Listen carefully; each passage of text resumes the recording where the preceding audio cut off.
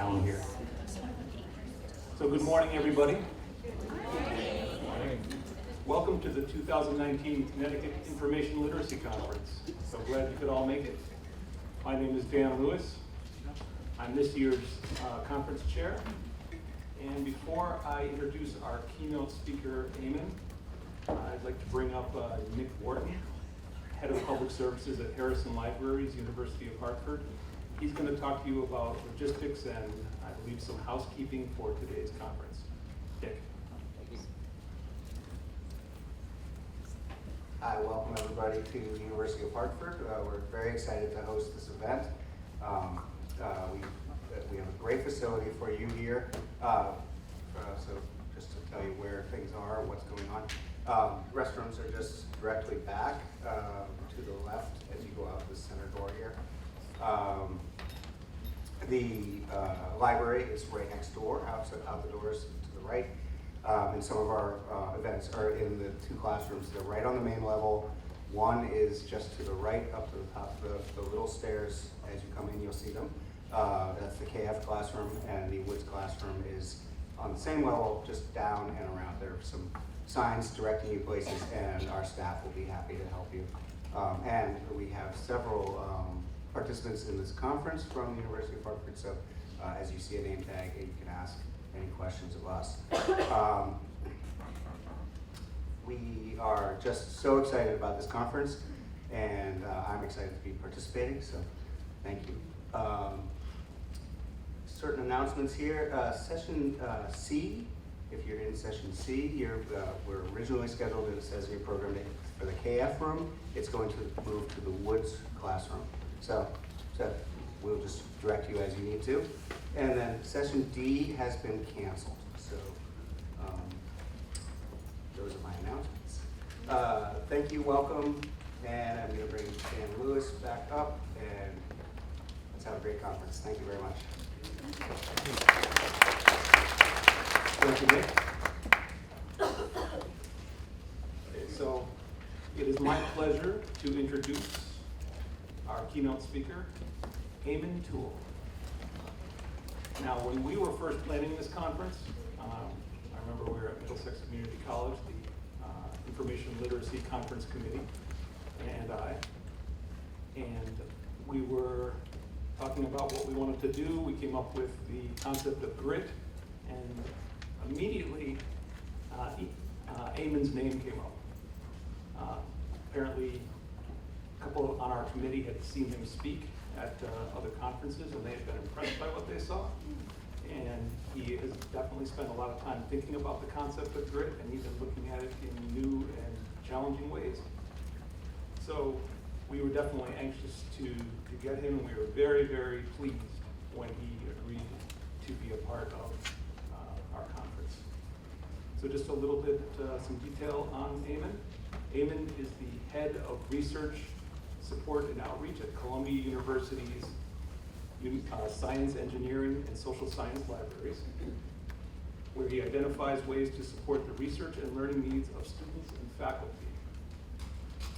Eamon has published and presented on the topics of critical information literacy, library instruction, critical reference practices and questioning narratives of grit, and resilience in libraries, and was the recipient of the 2016 Jesse H. Shera Award for Distinguished Published Research from ALA. So this gives you some background, but I'd like to give you a little bit more. I think you can tell a lot about someone by looking at their tweets. And when I say tweets, I'm talking about not bird tweets, but from the Twittersphere, if that's even a word. In this climate, there's a lot of venom and a lot of negativity on Twitter, and sometimes not be what you're looking for. You sometimes can leave there feeling a little bit emptier than when you came. But if you had a chance to look at Eamon's tweets, I was struck by the fact that they were informative. They sort of add value. You read something and you learn something from them. I was also impressed by the fact that he has a real sense of humor. I definitely appreciate that as well. So a little bit about the man. Now you're going to get to hear from him. So please join me in welcoming Eamon Tewell.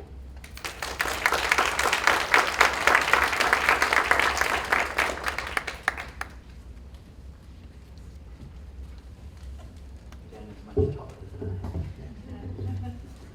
Thank you so much for that really generous introduction, Dan. Thank you for the positive review of my Twitter account. And I'm glad that I'm your go-to person for grit, which is something I have a lot of feelings about. So let me get situated here.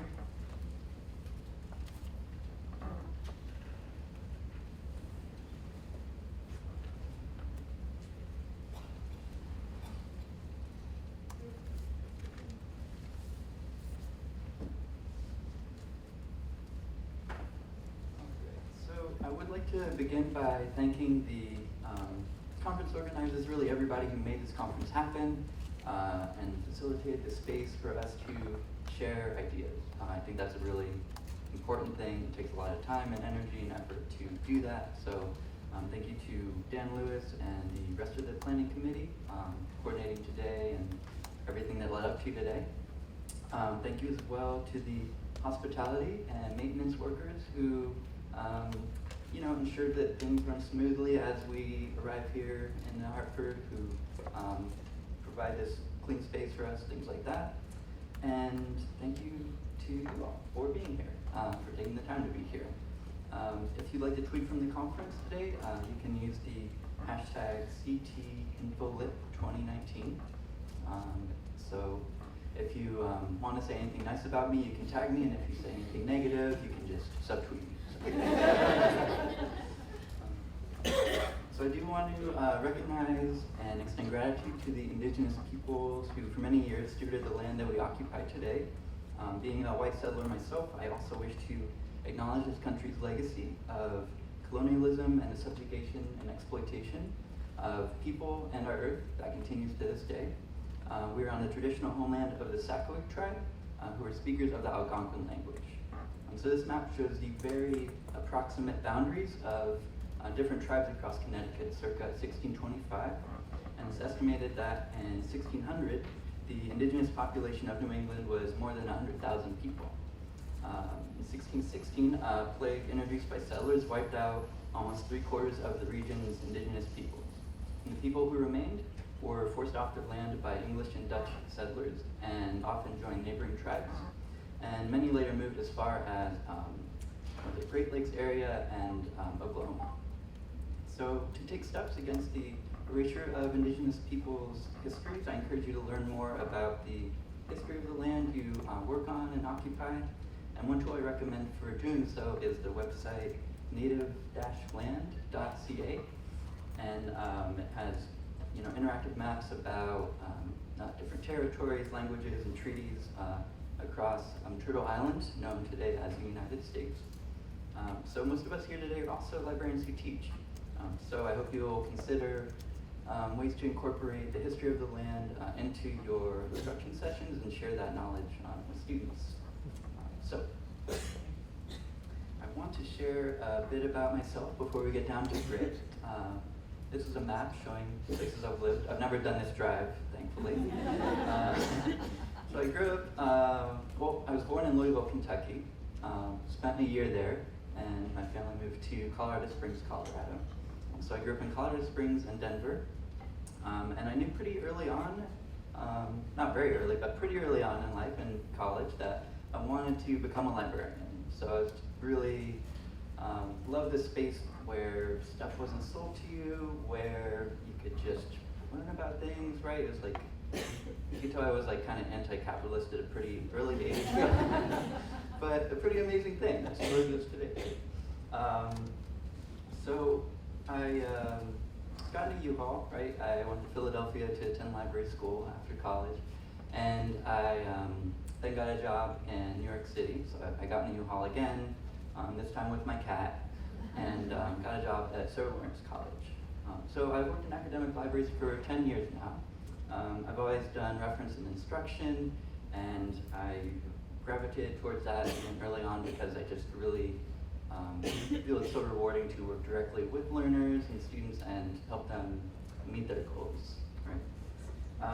So I was at Sarah Lawrence College as a reference librarian, Long Island University as a reference and instruction librarian, and now head of research support and outreach, which honestly sounds a lot fancier than it is, at Columbia, which also sounds a lot more fancy than it is.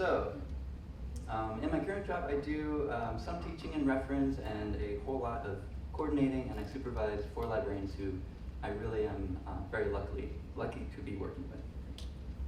So one last thing, teaching in academic libraries and kind of figuring out how to do that better and more meaningfully has been something I've thought a lot about since working in libraries. It's been at the center of all of my positions, and I imagine a lot of yours as well. And along with this, I have concerns about our working conditions and kind of the inequities that are embedded in our profession, right? So thinking about librarians as worker and librarians as labor is really important. And you know, how what we're expected to do, often we don't have the resources to do that with, right? So that's another one of my things that you'll see come up in this talk. So that means I have strong feelings about buzzwords and kind of how they are co-opted to extract labor and to deflect critique, right? But this also means I get excited about kind of nerdy things like spending the day talking about information literacy with everyone. So I'm excited to be here. So here's the plan for the next hour. We'll talk about grit, we'll talk about how it's defined, how it's applied in education, some controversies about it and related to it. But beyond grit, we'll talk about an overarching idea that underpins a lot of not only library instruction and information literacy, but a lot of thinking in American society, which is the idea of deficit. So when I was thinking about what to explore for this talk, I came up with some questions. I'm also very interested in hearing what you all have to say about these questions and what I'm leaving out with these questions. So there will be a couple opportunities during the presentation to share your thoughts, and we'll have time for a Q&A at the end. All right, so great. A few ideas in the last decade, I think, have resonated so strongly with the American public as grit, right? It's just something that feels universally, people can relate to it, they feel like they know what it is, and it's an idea that resonates, right? As a personality trait to be cultivated in people, it really has been present in schools, in the workplace, interpersonally. There are dozens of books written about it, right? It's very much a thing. So this phenomenon of grit and the values of passion and perseverance that are associated with it encapsulate much of what people want to believe is true about learning and about effort, right? That hard work pays off, and that achievement is a matter of applying oneself. So author and psychology professor Angela Duckworth has explored the nature of grit for many years. Initially, she was looking at success and what makes people successful. So she worked in a few different careers before beginning as a psychology graduate student and started interviewing leaders in different fields. And she would ask them questions like, who are the people at the top of your field? What are they like? What do you think makes them special? And ultimately, these highly successful people that she identified were, quote, unusually resilient and hardworking, end quote, but they knew deeply what they wanted, and they had determination, but also direction. So in short, they had this combination of passion and perseverance that Duckworth coined as grit. So in a significant sense, grit is about holding a top-level goal, as Duckworth says, otherwise known as one's passion or life philosophy, for a very long time. So grit skyrocketed into popular culture with Duckworth's bestseller, Grit, and the Power of Passion and Perseverance, along with a hugely popular TED Talk. So who's seen Duckworth's TED Talk on grit? Yeah, a good number. Not as many as I assumed like everyone in the world had seen it this morning. There's like 10 billion views now. So with that talk and with the book, really became a very, very prominent thing discussed not just in education, but society at large. So Duckworth's original research was based in primary education with the expectation that if teachers help children get grittier, they can achieve excellence in spite of their schools or community's conditions. Educators across the world have taken this idea of grit. It's been the subject of many books, again, on the importance of instilling passion and perseverance, and it's increasingly applied to higher education as well, especially as a predictor of GPA, of retention, and other quantitative measures of academic success. So Duckworth offers these two equations which help explain how one gets from talent to achievement. These don't do a lot for me, but they might for you. So both of the equations contain effort, which I think is an important thing here. One chapter of grit is titled Effort Counts Twice, which you look at the equations and there's effort twice. So these aren't scientific equations, right, but they're another way to express kind of grit and the qualities that are important to it. So Duckworth has generally responded positively to how grit has been applied in education, but she does have a few reservations here and there. Since publishing her book and seeing grit in practice in a widespread way, she's expressed some amount of concern with how it's being implemented, especially in regards to testing. So she says it wasn't meant for testing, especially for high stakes testing like grades, like admissions, things like that. But on the whole, it seems like she's okay with it. And she acknowledges the importance of environmental factors, right, which is important, which I'll be talking more about. She says it's not that grit matters more than one's environment, but that they both matter, which strikes me as very reasonable. I got to go with it. So, since grit's rise to stardom in 2016, it is being increasingly questioned. Educators and researchers are asking whether grit is a good thing or even a real thing. So as one example, this meta-analysis suggests that the effects of grit on performance and success have been overstated. And the researchers argue that the validity of grit as a psychological construct should be reevaluated. So meanwhile, grit's kind of applications and ideological functions are being critiqued on the basis of a variety of other issues as well. So the characteristics associated with grit, especially perseverance, are extremely useful, I feel, when you face an unexpected setback, when you're just struggling with the day-to-day at work or in life. Getting through it is really the most important thing, and you find a way to do that, and that's up front. You can't ignore it, right? So perseverance, or having an end goal that gives you kind of light at the end of the tunnel, is really significant in times of crisis. And the core message that grit and those related ideas express, kind of that our situations aren't predetermined and that our effort can make a difference. I think that's potentially useful. And again, hard to disagree with, but I'm going to try. So, many ideas similar to grit have emerged in recent years. So there's individual resilience, there's the 10,000 hours rule, coined by Malcolm Gladwell, there's growth mindset, there's lean in. They all express this core message that put in the effort and change your outlook, and you'll see great rewards as a result.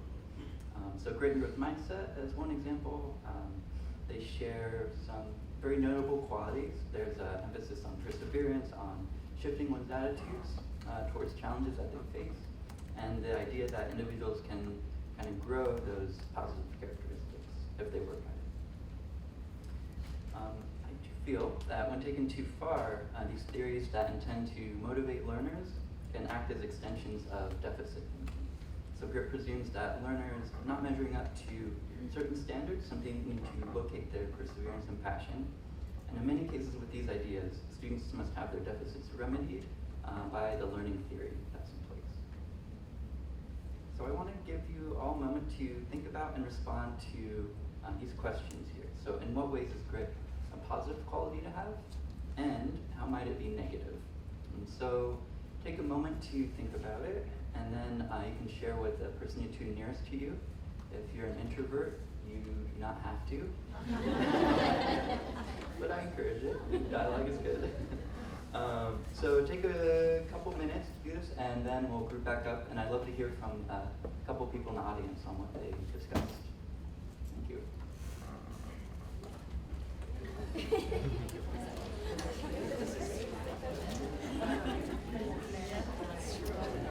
I mean, to me, it's kind of a, I know nothing about the author, I don't know, but one thing that jumps out to me is that it looks like it's a combination of several different things all at once. So it's a little hard to, I don't know, I guess maybe there's certain parts of it that I think are, I think last year I had a passion and all of that is important, but I get stuck on, you have to have all those factors all together at once, or examples of grit, or you need all of them to make up to it. I don't know. I know it's not what you're asking, but that's my.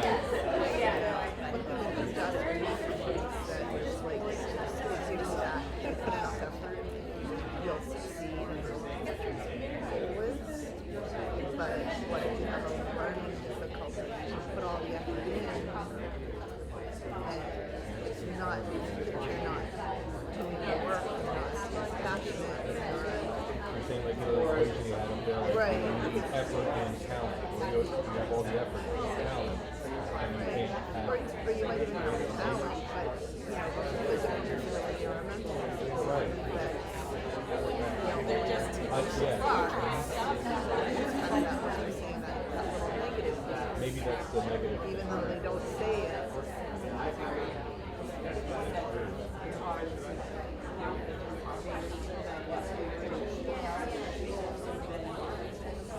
What's that? And Malcolm Gladwell on that, right? Yeah, but the other two. But I know our team is big on the mindset.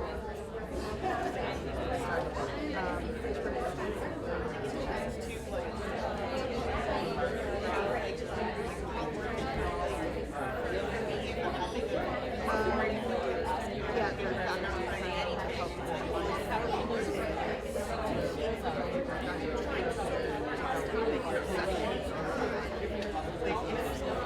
so much better. Curriculum over the semester. How do you,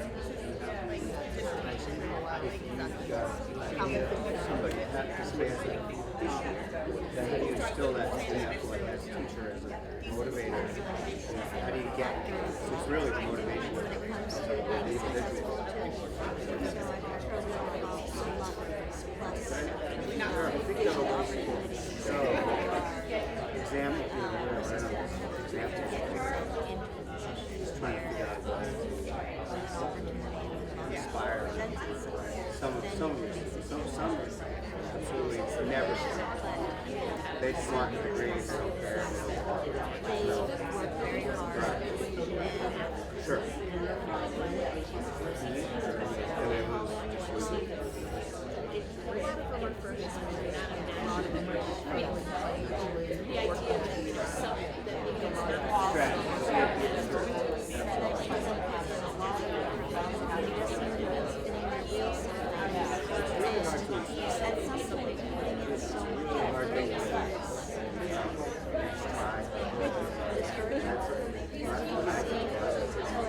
Really probably going to reach people out. Everyone, so initial thoughts and we'll turn back up. Right.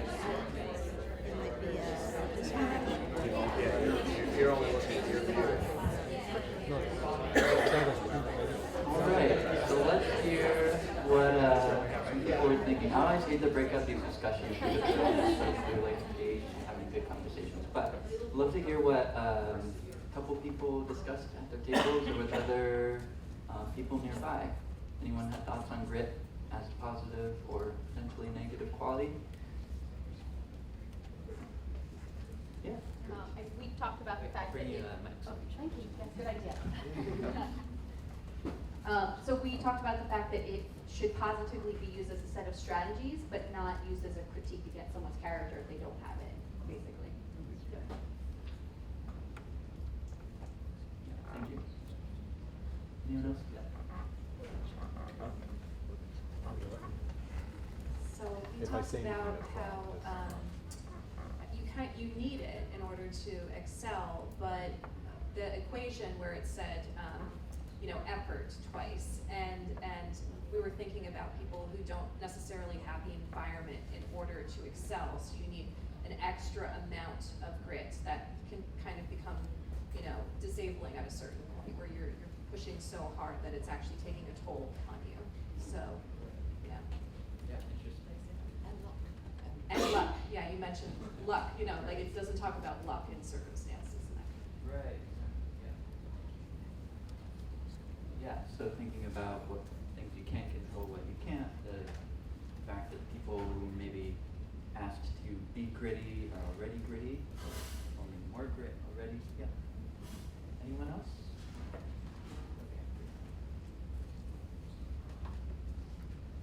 We talked about a bunch of things, but I think we sort of ended on the idea that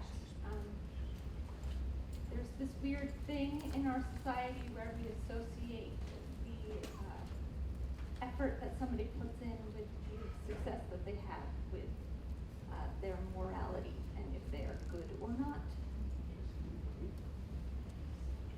Wow, yeah, there's a lot there.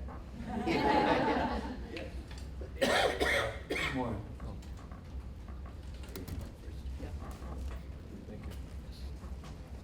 I think one of the basic things that we came up with here is mostly talking about to the extent to which grit sounds like it's something that can be, if all the factors are all lined up for you, and then you have the resources, you have the determination, you have all of that. If everything is equal and perfect, then it's something that I think you can get a benefit from. But if you're at any kind of disadvantage in any way, whether it's a disability or whether you just have something is missing either from the environment or something is missing from, you can put a lot of effort into something, but then if you don't have the passion for it, or if you don't have the exposure to the things that you need to do, then, there could be a negative aspect. Then it's kind of like, you have to have all of it sounds like you have to have, it's just the assumption is that you have all of the conditions that are there, and then all you have to do is be, gritty, and you have to be passionate. But if you're missing a lot of the basics, then you can be very frustrating in thinking you can't reach your potential that you're supposed to get. Yeah, absolutely. Yeah, so it assumes a level playing field Right. in other respects, right? It's great because you're always kind of priming my next talking point. Is there? So we also talked about the level playing field, but we talked about it from the other side. So we talked about the fairly recent college admissions scandal, and how there are all these people who perhaps they perceived they put in a lot of hard work or used grit to get into college, and actually they just knew the family knew who to pay off. And on the flip side of that, there are all these students who are in more underprivileged situations who are working really hard and doing all the things. And so what they're seeing is, oh, as hard as I'm working, that other person must have been working harder, so I just have to work even harder. So it's kind of a mismatch of levels of grit and effort. Thank you for that. We'll have another chance to discuss it shortly.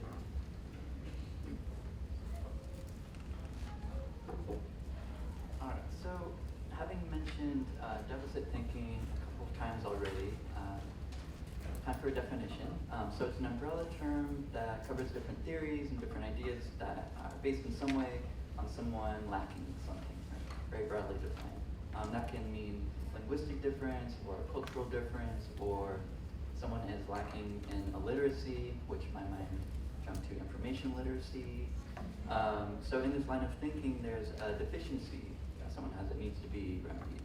And so it operates with the idea that a given population exists in a state of need, and most often the best way to address this need is for these people to apply themselves, to conform, to assimilate to dominant culture. Right? And thinking again like the dominant culture of academia, the student within academia, learning those rules. So under this deficit thinking, as education professor Paul Gorski describes, quote, people are the problem.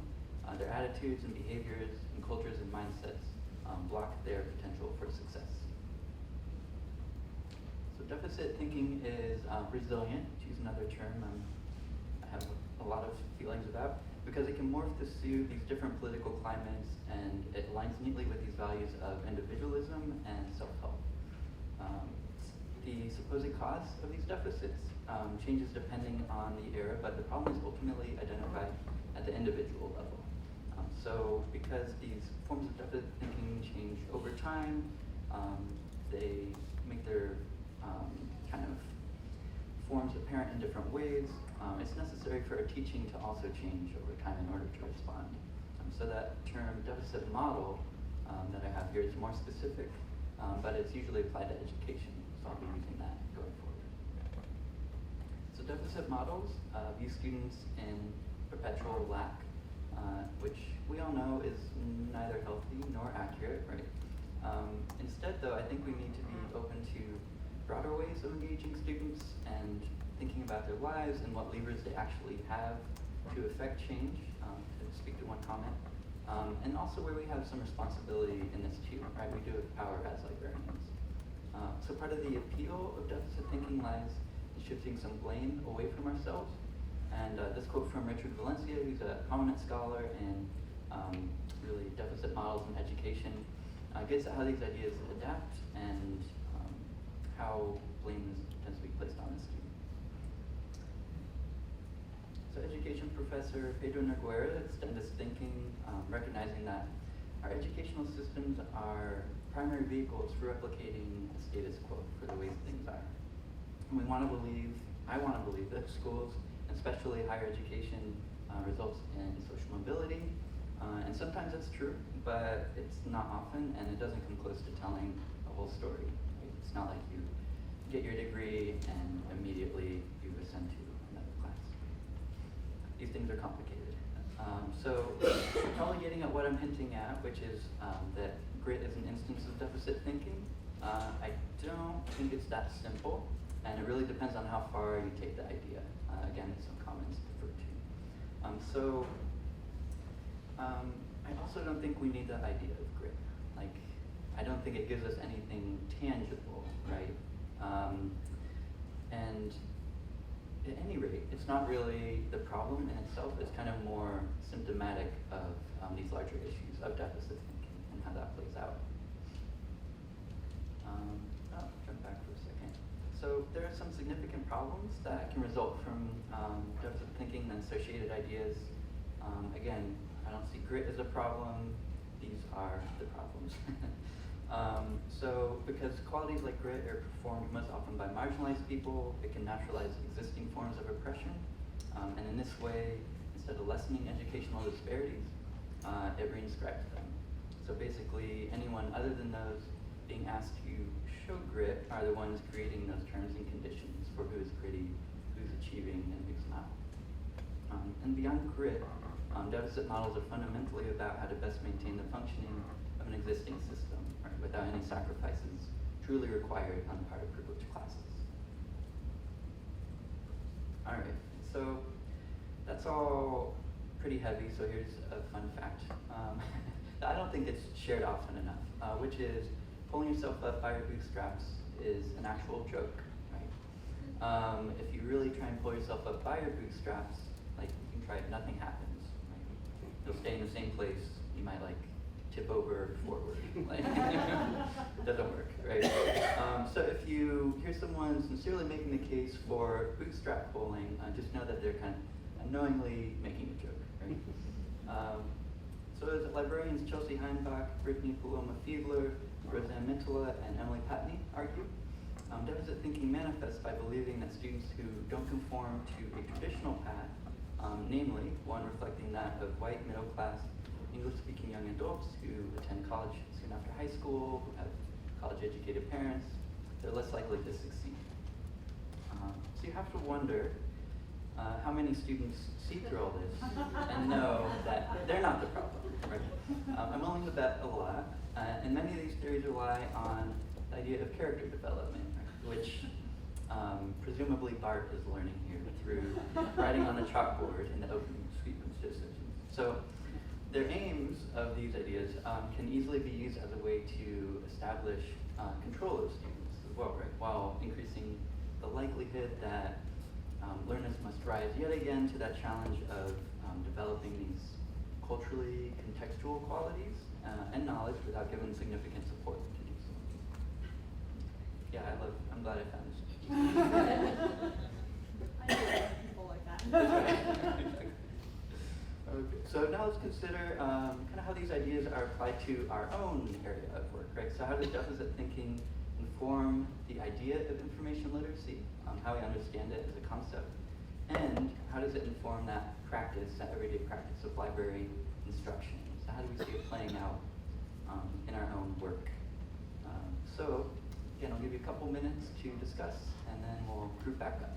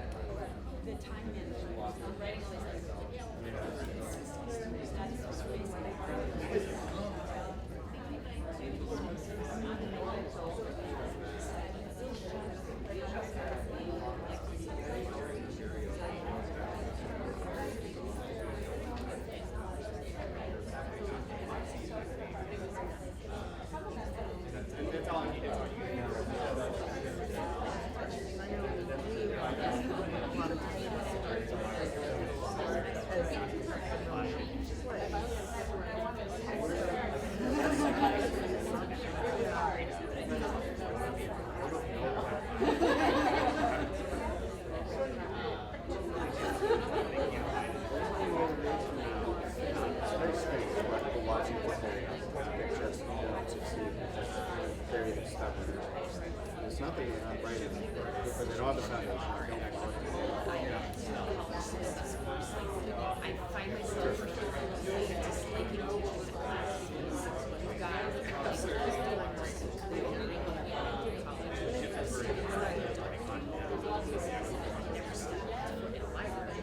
How do you like shift in the middle of that? I feel like 5 years in a class.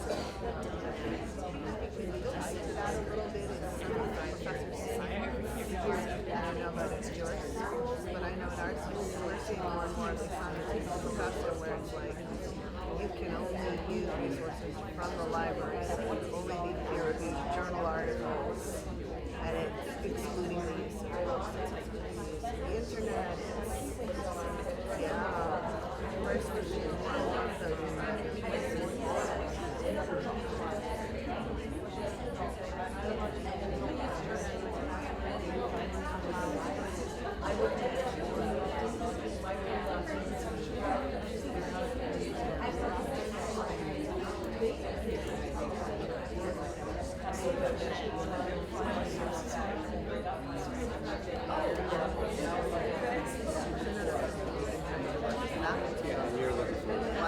having to find this one type of source that doesn't prepare them for it. I think about They're already meeting the other company and they're sitting in one not there yet. going in that direction, but it's like a senior and about the recurrence and the safety, so they want journal. Yeah, and I work in nursing, so I see a lot of So in the clinical setting, you don't want to use very long information. I think that there are, I wouldn't call them necessarily academies, but there are key resources that doctors and nurses use that are created from research articles, and they kind of, they basically summarize the key findings so that they can use it at the bedside to make best clinical decisions. But those resources, the information in those resources is usually about a year or 2 old because it takes time for research to come out. It takes time for people to actually write about them and summarize them, and then they get pushed out. Whereas the articles, there's articles coming out every day, whatever. So, but I think in our case, they do allow them to use websites and books, but like you were saying, I think the key is that there's a huge emphasis on the nursing field, huge emphasis on the journals because that's the most current information, and then the books are more like more to back it up. That's where it started. Where I was seeing it, nursing department, allergies, some of that. But it became not like you have to find current material. It became current material and it has to be this. You know, so now they make these websites where they might actually do research, publish it in find it, or they actually get it published. You know, they're taking that as an optional way. Rather than where they go and find it. No, yeah. Alright, so this question, I have no idea, but it sounds like we got some good discussion going. So let's hear from a couple groups who would like to share their thoughts on how deficit thinking is present in our instruction and information literacy. Anyone? Yeah, great.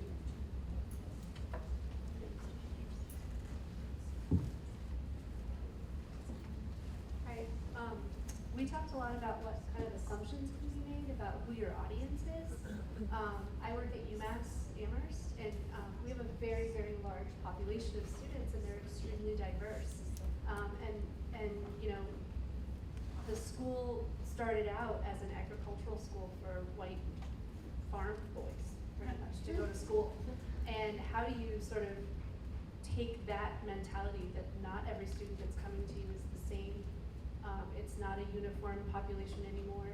And they don't have the same experiences that maybe I had when I went to school or even to library school. Maybe they're first generation, maybe they're from a different ethnicity, maybe they didn't go to high school, it's a traditional high school that I went to. Maybe there's been some time between when they graduated and when they came, and how do they not know how to form a sentence or write a paper? And so taking those assumptions just out of the equation when you're trying to start a conversation is really difficult to sort of keep in mind. Yeah. Yeah, that's really great points there, especially with acknowledging those assumptions and countering them at the same time. That's very difficult work to be doing in like 15 minutes, right? Anyone else would like to share? Yes. See if I can get this right between us, because I think we really got at the huge tension here between, you know, students come in and, as many of us say, you know, students don't know how to, whatever it is, usually because they haven't been taught in high school or it's something outside their experience, or as you said, just because the library system is confusing.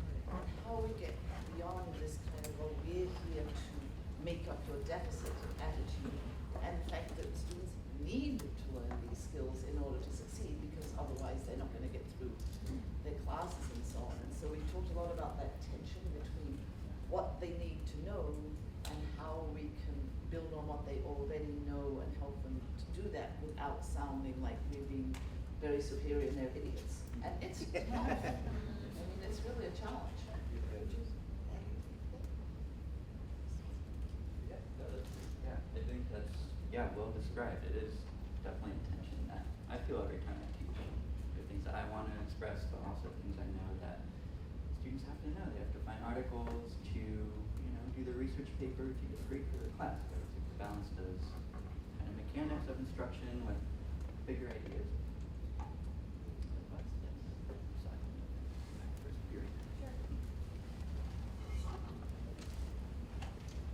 So our table was talking a little bit about how the idea of deficit thinking doesn't really resonate when it comes to information literacy in our context, because we often feel like we are acknowledging how illogical a lot of our systems are and non-intuitive. So we're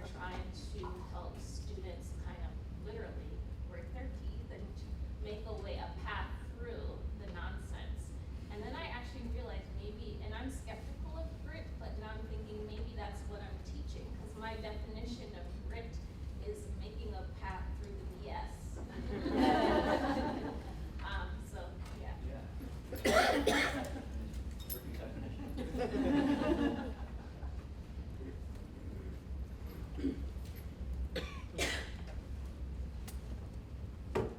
Yeah, we ended with the concept that a lot of times the students have the grit, but it's misplaced towards getting the passing grade and not actually learning what is going to help them persevere throughout college.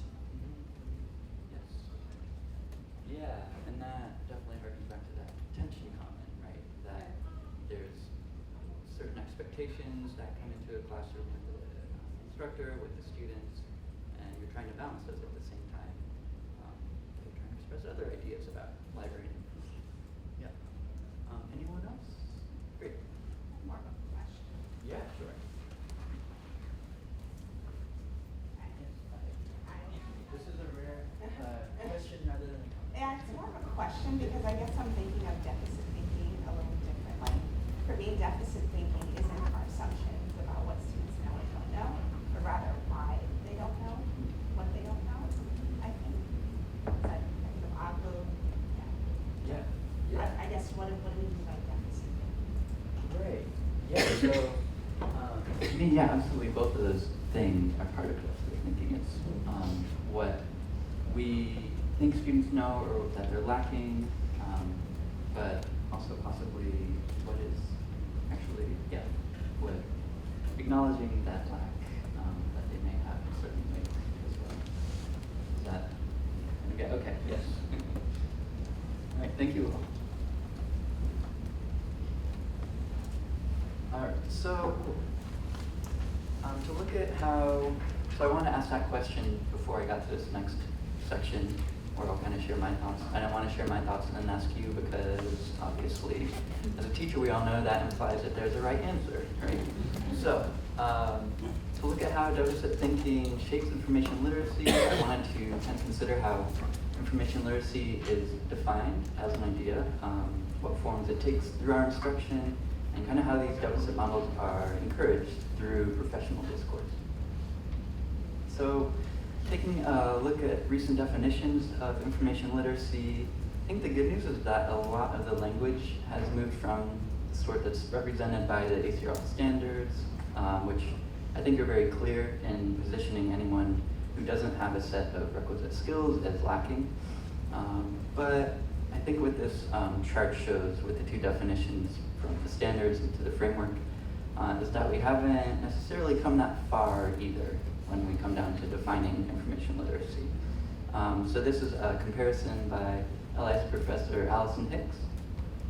So we put those definitions together and we see that they're not dissimilar, right, in a lot of ways. So at the same time, don't get me wrong, I think that the framework is a giant leap forward for information literacy. It's been a really productive place for librarians to get inspiration for their teaching, which I think alone is a major accomplishment. Right? And even if we had a definition of information literacy that we think is right, that kind of captures these different ways of knowing and knowledge outside of academia, it wouldn't magically fix everything, right? The definition won't cause us to drop our assumptions. I think the bigger problem here is unraveling the ways that definitions such as these kind of shape our understandings of information literacy without fully comprehending it. So we work in higher education in North America. It generally prizes information with the characteristics here, right? Which students are expected to use, which professors are expected to contribute to. And there's a lot more to information literacy than just these textual, academic, peer-reviewed information sources. Right? There are more ways of knowing than the scientific method, and there's a lot more to knowledge than a research paper. But through its enactment in our libraries and our institutions, valuing these things acts to marginalize other types of knowledge.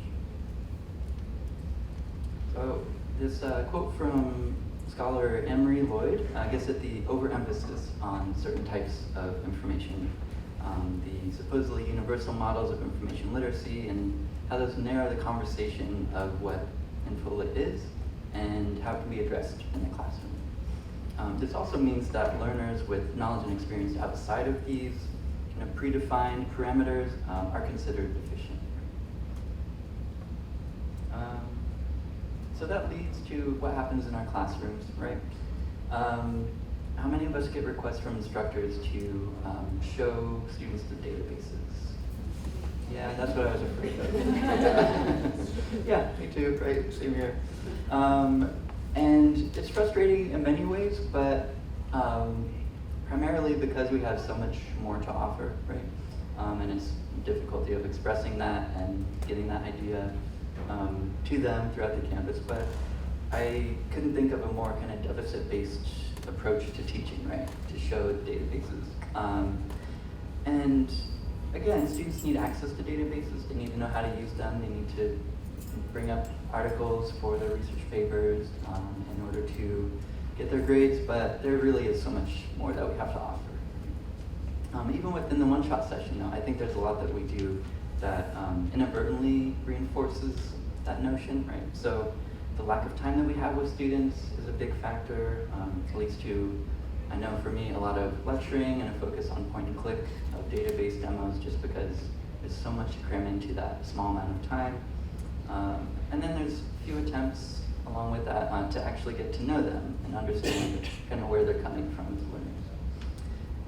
And then the information that we do talk about is usually limited to academic information, books and articles, and especially journal articles, and that creates, again, a very narrow picture of how information is defined and what it looks like. So here's some ideas to counter those practices, some of which I'm sure you already do. So we face time constraints, and outside the classroom, it takes a lot of work to develop or change lesson plans. We're all, expected to balance the interests of professors and students and ourselves at the same time. So there's a lot of constraints, but I think if we're serious about making library instruction meaningful, that we have to prioritize what we feel is most significant and important. So we can find ways to acknowledge other sources of information beyond the library, like friends or family or personal experience, other sources that students can scaffold their understandings from. We can respond on the spot to student interests and needs and adjust our teaching methods accordingly. Say if it's a class that clearly is not interested in a discussion, then we can shift and accommodate that preference that they seem to have, right? And I think we can question the limits of scholarly articles and the emphasis on Western methods, since every way of knowing has its own set of assumptions, and none are perfect on their own.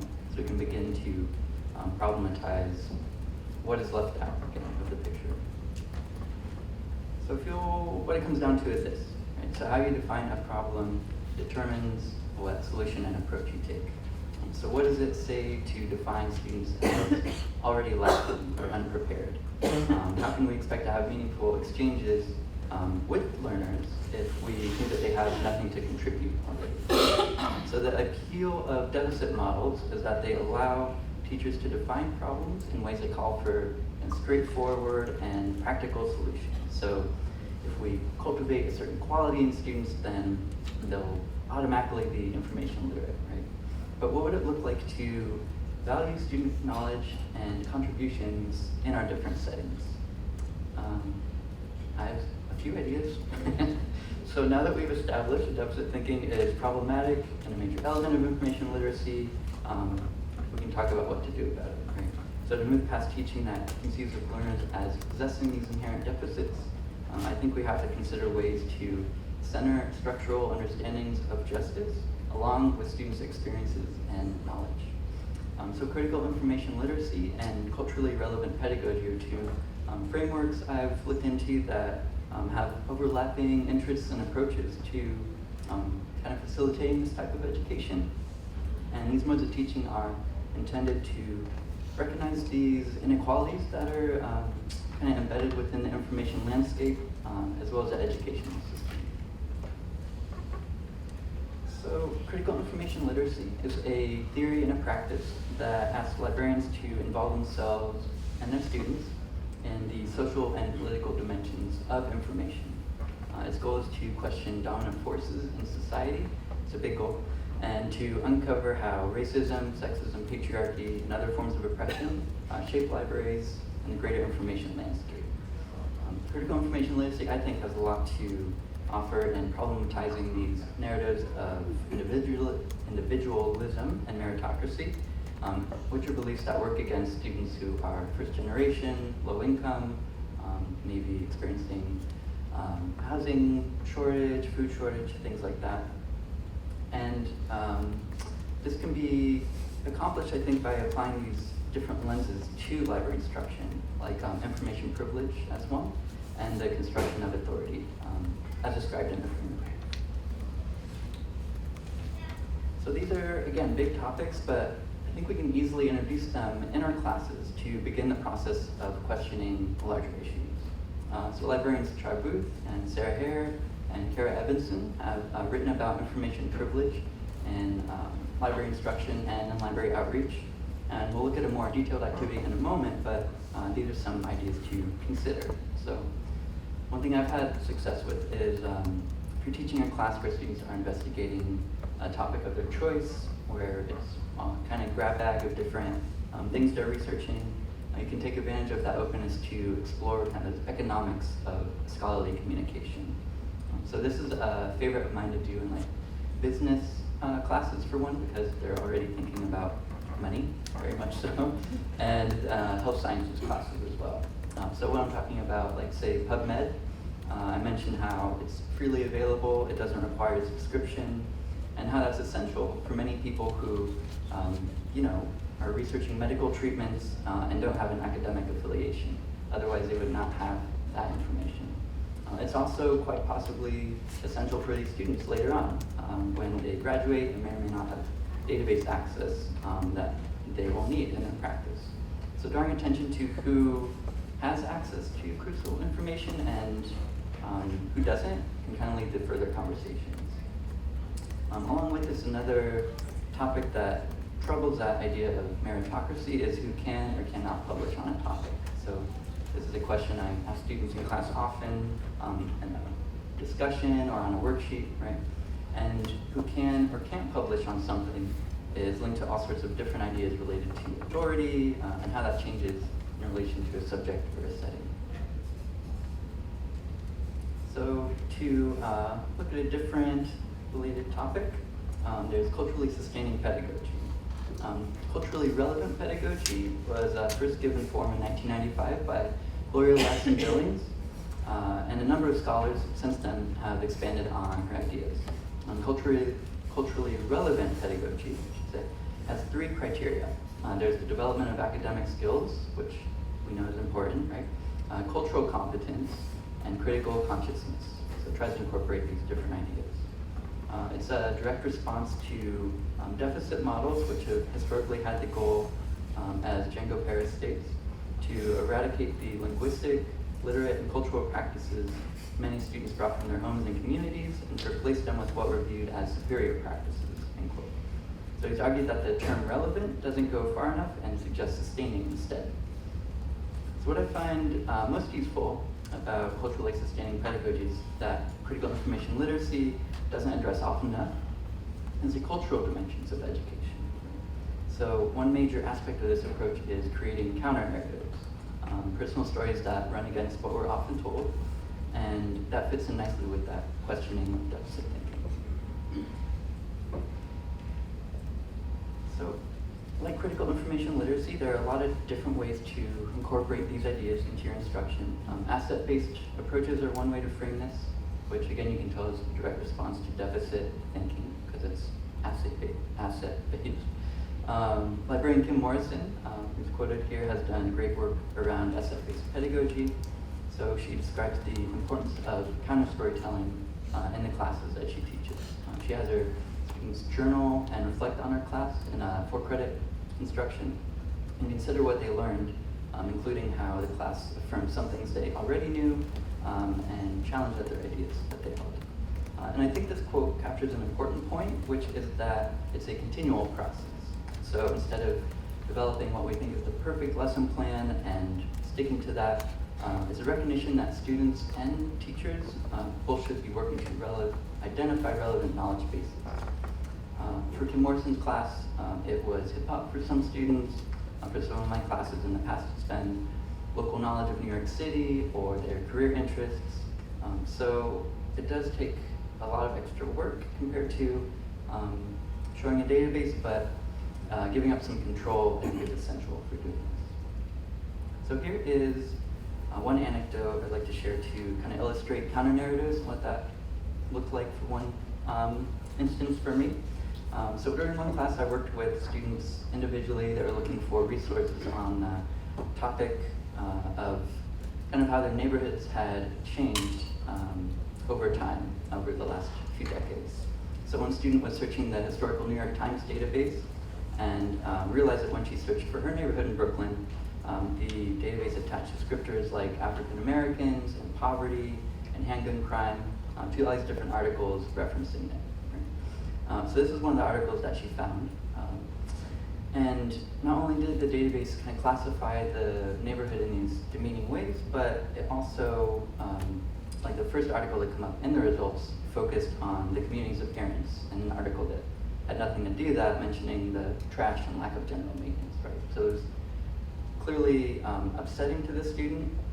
I would say she was upset but not surprised, which is how I feel a lot lately. And she mentioned the media's tendency to focus on the negatives in her community. And based on these sources, she decided to revise her topic. She wanted to tell a counter-narrative about her neighborhood. So her research paper would now address negative representations of her neighborhood, of where she lived, and how communities that are considered impoverished or crime-ridden are likely to also be made up of strong bonds among family and community members. All right, so one more question for you all. How can instruction be reframed to counter deficit thinking? And I'll leave it at that. So to recap, we're kind of looking at ways to center student knowledge and experiences. We're looking to discuss issues on a systemic rather than individual level, and recognize that students are likely coming in with these varying levels of interest and energy and familiarity with the library and with doing research. All right, take a couple minutes to do that.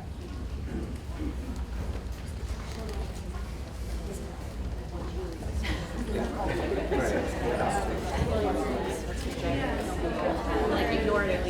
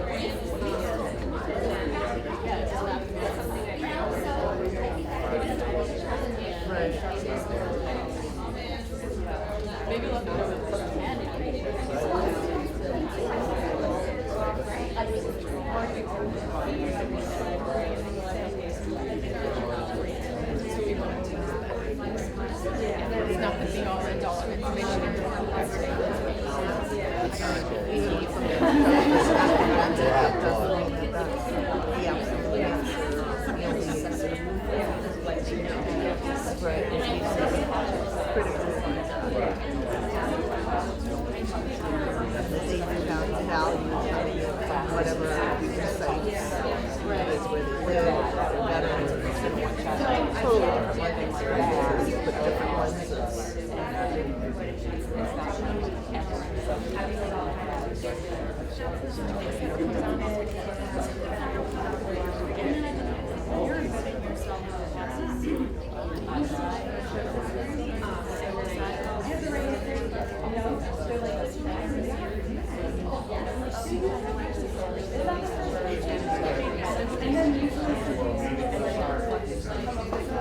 What is hard is challenging is when the professor has explicit in mind they want you to do A, B, C, and D.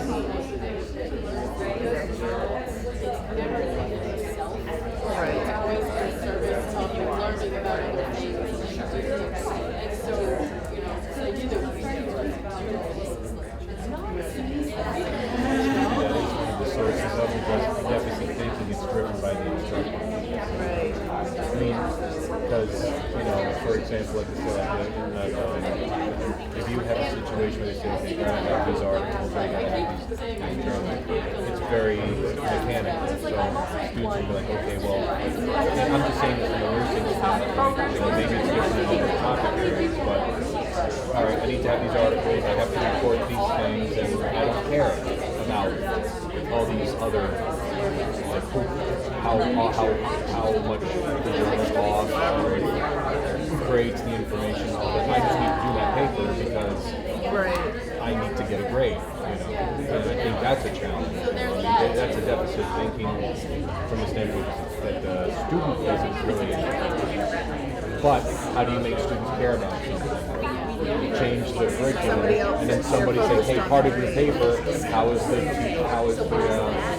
was the article created? Is there a different way that you can look at this? If it's basically mechanical, like you're going to do a report on, I don't know, language or something, and you do a report on it, and it just asks clinical parts of it and everything, and that's all you ask for, and that's all they're going to care about.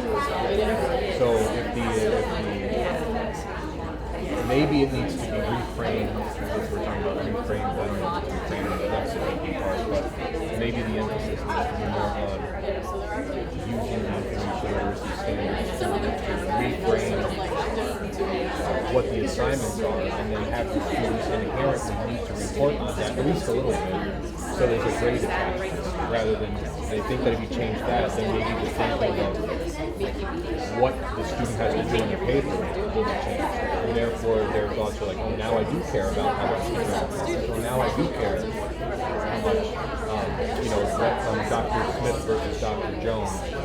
Dr. Smith from XYZ University, and what is his or her interest, If you reframe the assignment, then you reframe the attention given.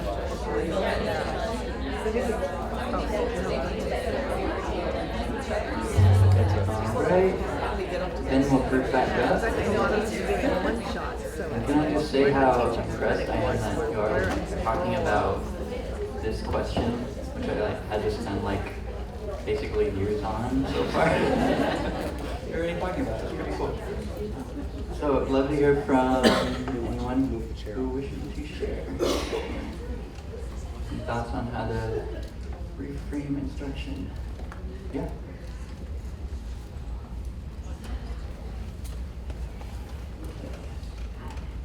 So something I've been trying to be more conscious of with instruction is making clear learning outcomes for each session, but now I'm wondering if my outcomes are reflective of deficit thinking. I don't know.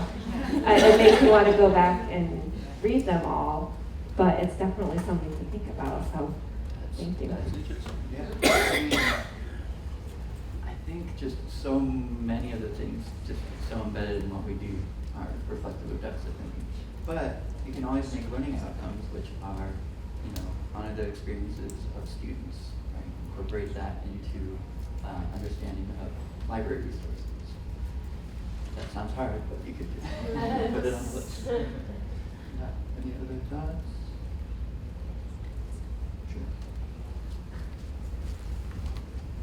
I think that instruction is a piece of it, but I think when you think a lot about it, instruction tends to be guided by what, if you're going to do these one-shot instruction sessions, usually, like you said, you have very little time, so you're focusing on an assignment, let's say, andragogical type approaches tend to be focused on adults and adult learners, and adult learners usually want, give me what I need, I want it now, you know, utility based.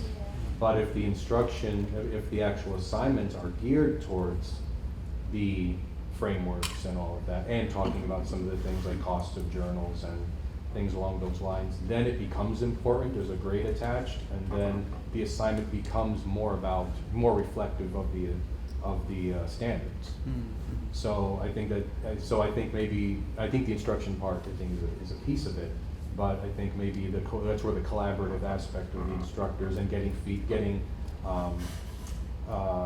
schools and administrators to agree that this needs to be pushed into, to be made part of the assignments, so that it does become important. So it's like, oh yeah, I need to do this particular paper, and it's got to include this, you know, Dr. Smith and Dr. Jones, where are they coming from? I mean, if those kinds of parts are assigned within the assignment, then you get people interested in it. It's, otherwise, I think it's hard to do it effectively. You know, I mean, to incorporate those things effectively, because right now, if it's just mechanical, I need to know this, and this, and that's what students are going to go for. So yes, yeah, exactly. So one thing that's helped me a little bit do things like that is getting in touch with the instructor in advance and saying, here's what I would like to discuss for the class, right? Kind of looking at it as sort of negotiation, I guess, and if you make the ask first, then they'll be more likely to agree to that. So, but yeah, looking for buy-in across the campus as well. Yes.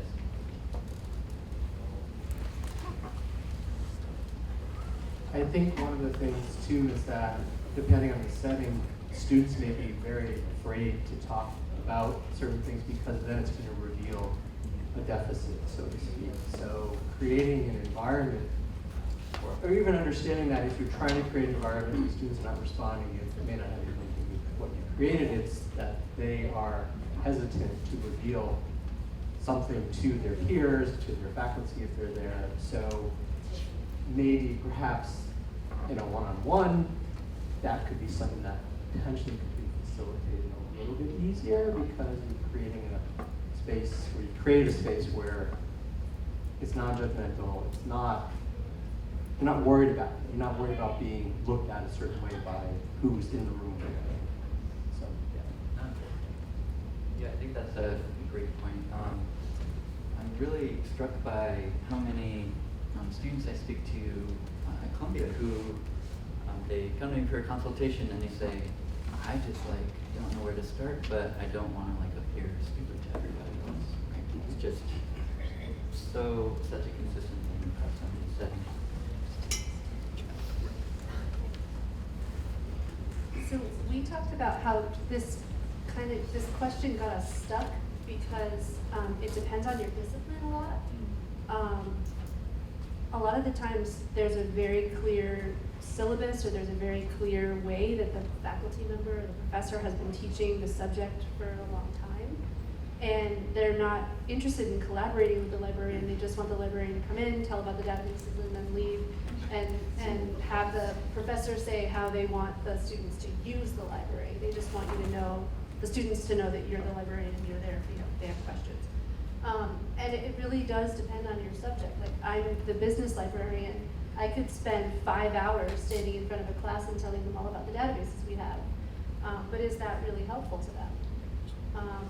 So it's, I think, sort of letting go of what we think we should be teaching and hearing from the students, and I'm not sure how we get there, unless maybe we embed ourselves in the school or different. Can I pass to Michael? Actually, I have a little response to that, actually. I think that the situation you described where the instructor's been teaching the same way forever, they have their own goals for the class, they might not match what you want students to take away from their, 50 minutes that they have with you. This is where, I think of teaching as a subversive activity, and I'm there for the students. I'm not there to make the faculty member happy. Right.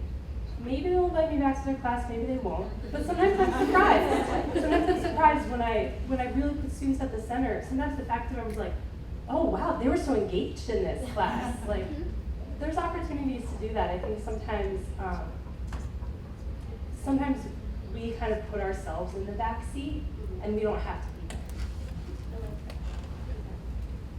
Absolutely, yeah, I would echo that point. I think the times where I've really tried to focus on like critical ideas in class and really, you know, trying to start from scratch with students, professors have responded really positively. Not all, but I don't necessarily want to work with those professors. That could be a good thing. Those students don't want to work with those professors That's either. right. Say that when the class walks in.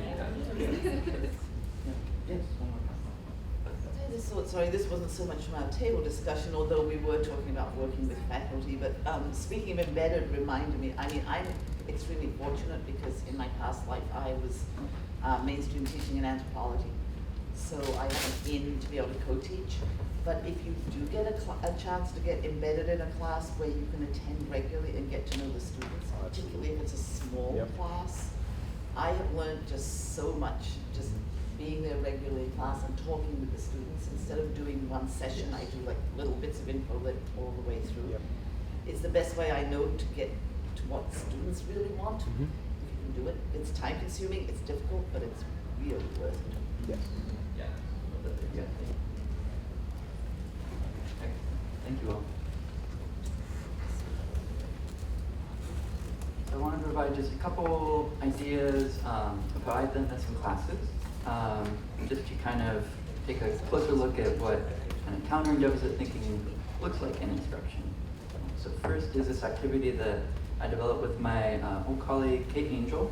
And we provide this over time, but kind of the basic elements that remain consistent. So we start out with dividing our students into small groups and pass out an activity that they can write down their names, their topic, and their answers on. And then we assign each group a different source. So we decided on a combination of library and open web resources in this case. So there's a library catalog, a library database, Google, as well as Wikipedia.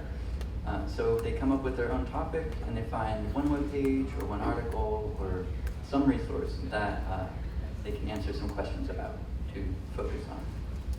So here are those questions that we ask them on the handout. They focus on authorship, usefulness to the students, and representation. And after the groups have written down those answers, two members from each group come to the front of the classroom. One of the students goes through the search process, kind of point and clicking, and the other reports on the answers. And so I'll ask leading questions as they present, like for Google, mentioning like targeted ads that come up for their search and why those are there. For Wikipedia, thinking about like gender bias and like the severe overrepresentation of men among editors, what search terms aren't working in a catalog and why that might be, right? Who comes up with those terms? So just kind of directing the discussion a little bit as they talk about what they found. So another activity that has been useful for me, especially with first-year students, is based on an idea from librarian Sajni Lacey, who's at the University of British Columbia's Okanagan campus. And this starts with, again, getting students into small groups. I clearly love that format. And asking them to write down the top 3 to 5 places where they go to get information for kind of everyday needs. Just broadly defined where they go for information. Then they kind of listed those out. I'll ask each group to rank them by how often those sources are used, like kind of popularity or frequency. And then once this is done, someone from each group will come up to the whiteboard at the front and write down the sources that they agreed upon. So that part is interesting, but then I ask what stands out on those lists. So sometimes a parent or classmate or a Facebook group that they made for class will come up, but usually it is just kind of Google, Wikipedia, YouTube, Snapchat maybe. And we have a 5 to 10 minute discussion on which of the sources are best. So I intentionally leave best undefined because it's really interesting to see how that plays out, and that's where a book-led discussion really gets interesting, right? So, they think about where a source might be useful, where it might not be, things like that. We get back into groups, and they write down 3 to 5 criteria that they use to evaluate these sources. Whether information is considered good or bad, right? Whether they can rely on it. So that, usually takes the discussion in the areas that are just begging for more context, right? Which is what I want. And then we develop a list that the students agree upon, and these criteria are written on the whiteboard. So then, with those criteria written out, we talk about library resources towards the end of the class and how those fit into their kind of information seeking, what the library covers that these other sources do not, kind of more naturally, I hope, bring the library into conversation with what information seeking they already do and sources they use. So, to wrap up, I think that, I know that cultural and political climates influence these educational trends and practices that we're all involved in, that we see play out at our universities. Deficit thinking reflects this individualistic approach to learning that is in line with these neoliberal conceptions of the self in education, where personal responsibility is paramount, where competition is paramount. So I wonder, how do we dismantle this institutionalized worldview that's woven in our society, in our schools, our teaching, something that's found its way into this popular idea of grit? The only way to do that, I've realized, is little by little and with every chance that we get, right? That's our option, and it's something, right? So first we need to recognize deficit thinking when we see it. That can be difficult, as we've already talked about, because it's all around us, we're accustomed to it, but I think to question that way of thinking, we really need to be able to identify it first. And that means critically reflecting on how we're socialized into perpetuating these myths, how our identities are socially constructed and how they change over time. And what's key is really understanding that difference, and especially difference from ourselves, and how one learns or speaks or listens is not a deficit. For our teaching, we have to discard the assumption that student achievement is a result of primarily effort and engagement. Their experiences and interests in lives, they shape the perspectives on information and education, and these perspectives must be made an integral part of teaching in libraries. This means that we wish to learn from students, which I think is, again, a really important point. I know I learn something all the time in the classes that I teach, and wanting to do that and finding ways to make the opportunity happen is really key for us and for students. So in my experience, that's really the best motivation of all, is learning something new with other people, as a teacher or a student, and knowing that your contributions are valued. And lastly, I think it's important to teach at the level we want students to learn, with a caveat. So don't be afraid to challenge students, but also it's important to make sure that learners who are less familiar with the libraries or with computer use or academia or searching for information more generally, that they aren't ignored.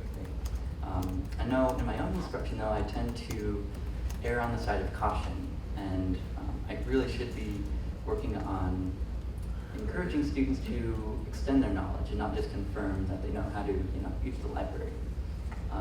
So it's a balancing act, again, as we mentioned. So teach at the level that you want students to learn, while recognizing these differences in familiarity with academic cultures and expectations.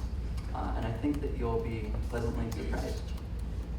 All right, so that's all I have. Thank you all. You can contact me after the conference over Twitter or email, and you can find my slides here at tinyurl.com/CTInfoLitGrit. And my slides also have recommended resources at the end, which I'll bring up. And now we have a few minutes for Q&A. So thank you again.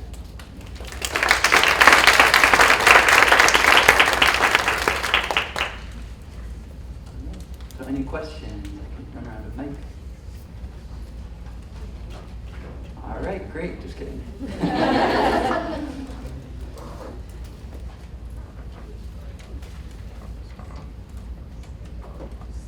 Oh wait, this is one of those things where, as a teacher, you have to get comfortable with silence. You just like wait it out. Okay, sure, thank you.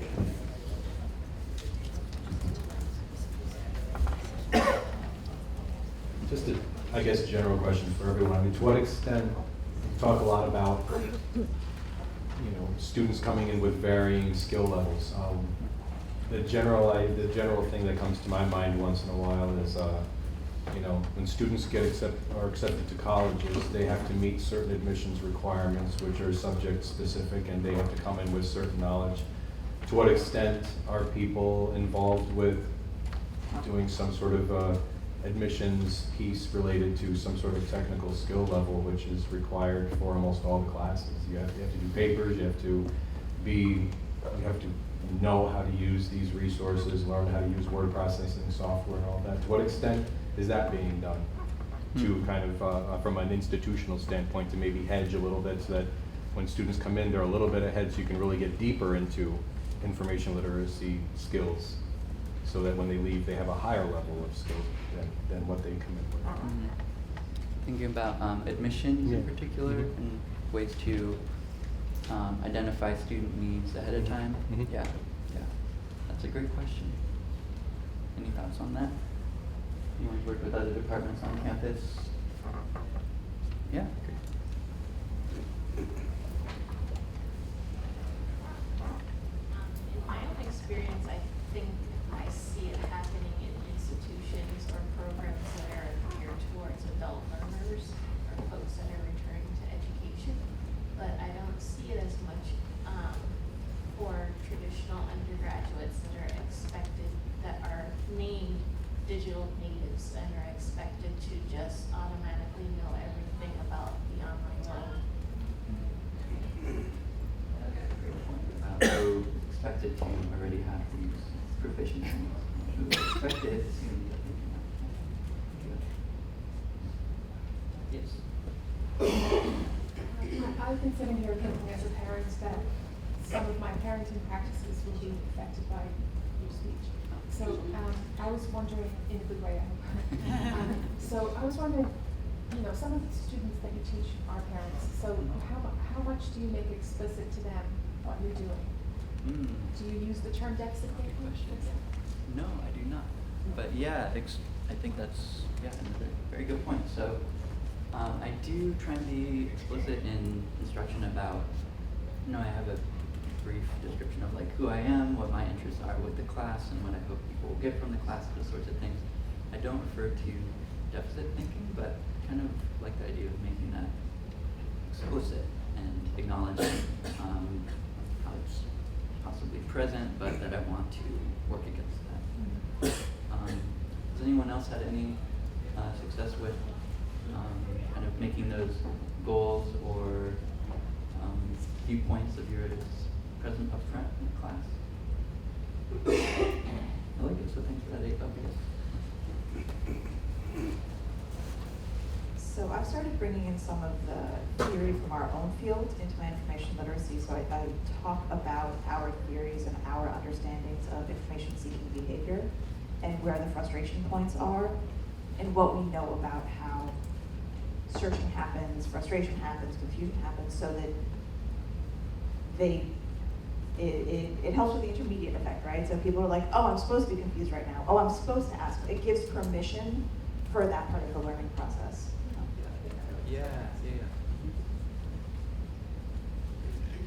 Yeah, and acknowledging that you may not know everything there is to know and learning from all. Great point. All right, thank you for your time, for your contributions, and I believe we'll move to breakout sessions next. So looking forward to that and learning from all that.